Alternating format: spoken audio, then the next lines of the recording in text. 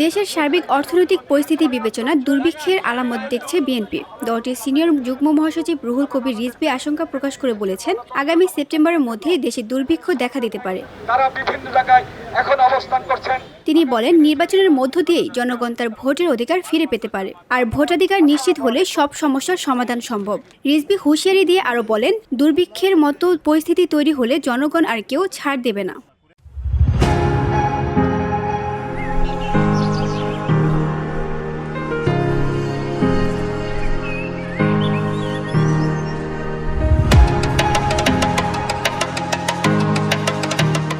রিজভীর দাবি, বর্তমানে একটি চক্র ভোট নিয়ে টালবাহানা করছে। তিনি বলেন, 2018 সালের নির্বাচনে অংশগ্রহণের মধ্য দিয়ে বিএনপি প্রমাণ করেছে শেখ হাসিনার অধীনে সুষ্ঠু নির্বাচন সম্ভব নয়। গোটা বিশ্ব দেখলো যে শেখ হাসিনার নির্বাচন কত বিকৃত, কত বিকারগ্রস্ত, জালিয়াতির ভয়াবহ রূপ প্রকাশ পেতে পারে, সেটা 2018 সালে দেখলো।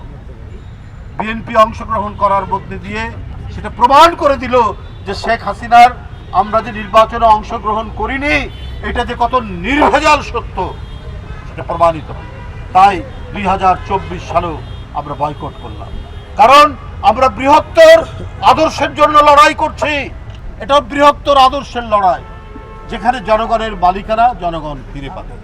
সরকারের বিরুদ্ধে কড়া সমালোচনা করে তিনি বলেন, বিবিসি ইতিমধ্যেই হাসিনার খুনের হুমকির তথ্য প্রমাণ পেয়েছে, যেমনটা হয়েছিল 1975 সালের 25শে জানুয়ারিতে, যখন বাকশাল গঠনের মাধ্যমে গণতন্ত্র হত্যা করা হয়েছিল।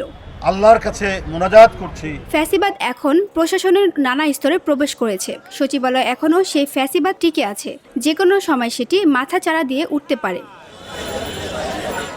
VOD Bangla news desk. আমরা আপনাদের সবাইকে দেব।